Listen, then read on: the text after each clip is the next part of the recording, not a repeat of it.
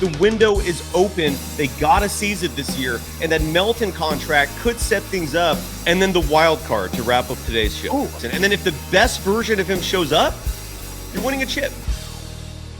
Let's get into De'Anthony Melton. And the opportunities that are sitting just right there for the Warriors to maybe make good on a player that unfortunately is wrapped up for the year. Knee surgery means no more De'Anthony Melton, but this is a roster spot that the Warriors are going to be able to fill with not quite a mid-level, but they will be granted some injured player, grace, if you will, by the NBA's contracts and how they all work together. So let's talk about what the future could hold to replace De'Anthony Melton in the aggregate, if you will.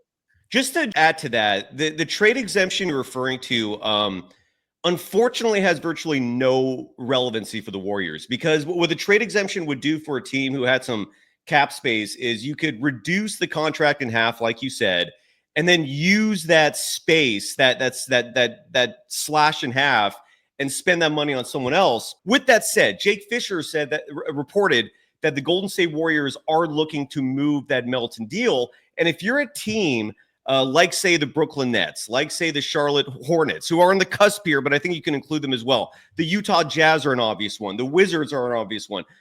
There are certain teams who have no hope this year and who are all in without any shame on the capture the flag sweepstakes. And what the Warriors can do with this Melton deal is flip it. You're going to have to entice the other team with a draft pick at a bare minimum.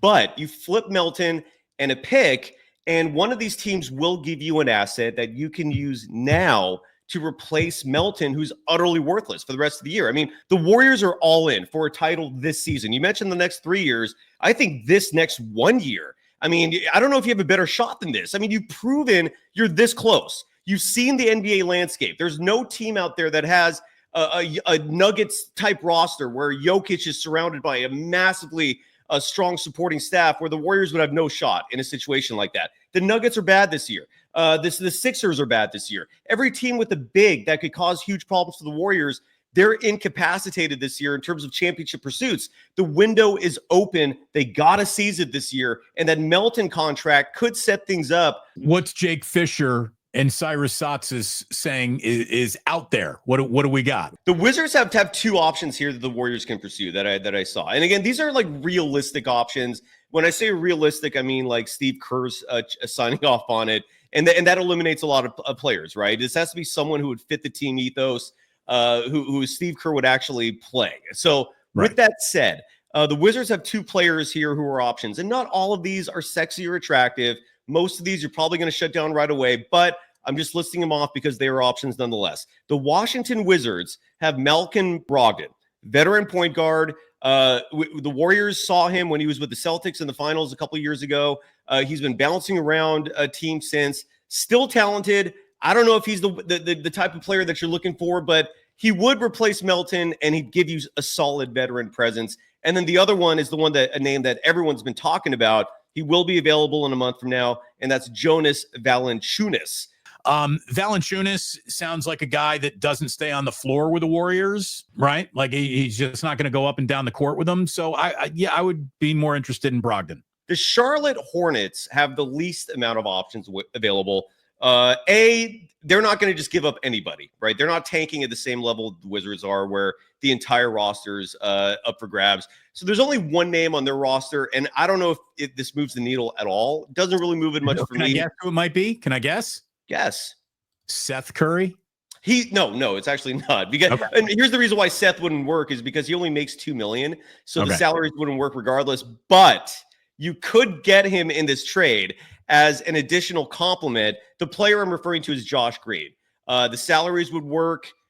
He's a good two-way player. He's a shooting guard, not a sexy pick, but he would improve your team, and you'd also get Seth Curry along with him. So it would be Josh Green and Seth Curry. The Brooklyn Nets have a lot of names on their roster, and Cam Johnson, like that would be my favorite pick of all this.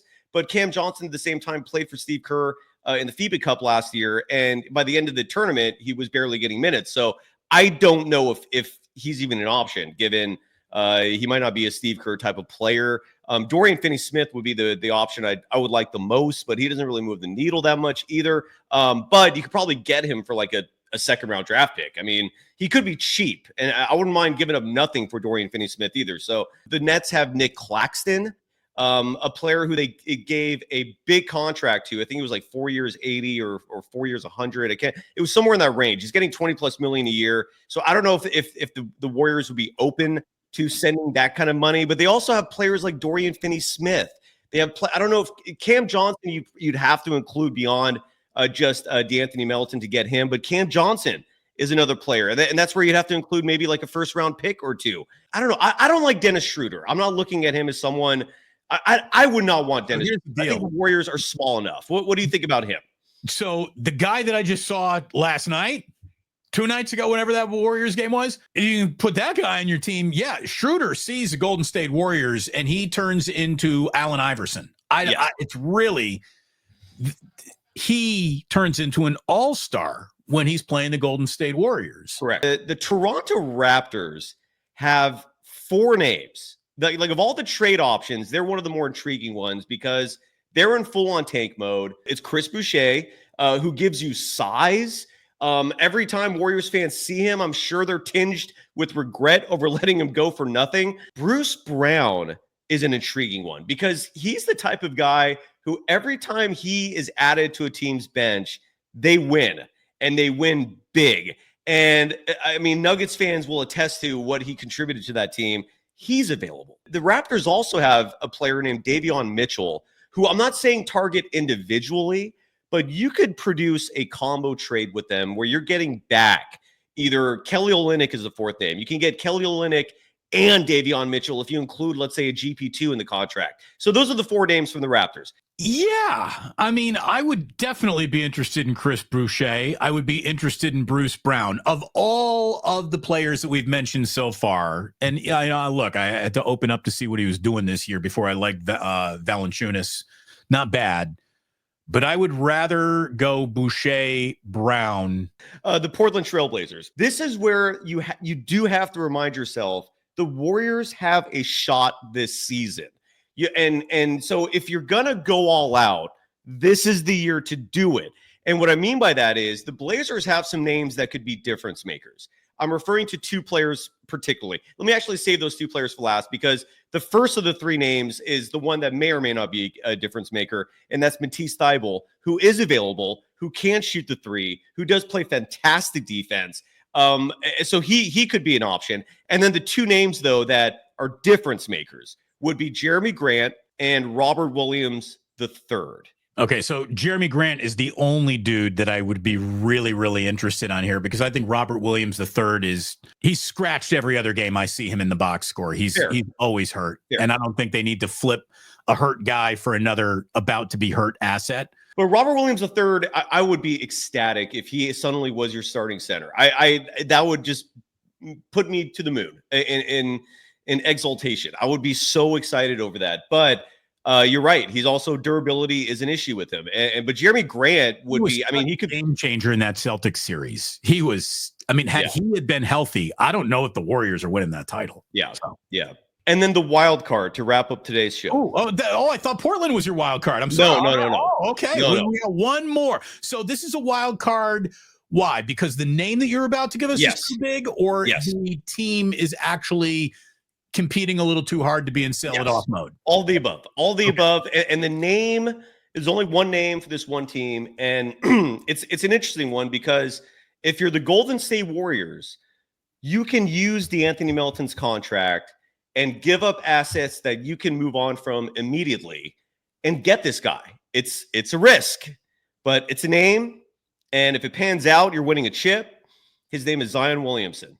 The Warriors can get him right now for 2 first-round picks, Melton, GP2, Looney, 2 first-round picks. He's yours. You could have Zion Williamson. And then if the best version of him shows up, you're winning a chip. He is such a distressed asset. Keyword, still being asset. And again, I'm not advocating for this, but I am saying this is available. If you're going to take a swing at something that is a risk. Like you said, you're absolutely right, man. Potentially damaged asset. But the Warriors have turned those things around, man. Andrew Wiggins, no one was excited about that. When the Warriors first made that trade. Andrew Wiggins is having his best month with the Golden State Warriors right now. He's phenomenal. It is phenomenal. You're right. He's playing great. He's been great. And I didn't think I was ever going to be able to root for that guy ever again. Thanks for watching. Tune into the Damon Bruce Show live on YouTube every weekday at 2 p.m. Eastern, 11 a.m. Pacific.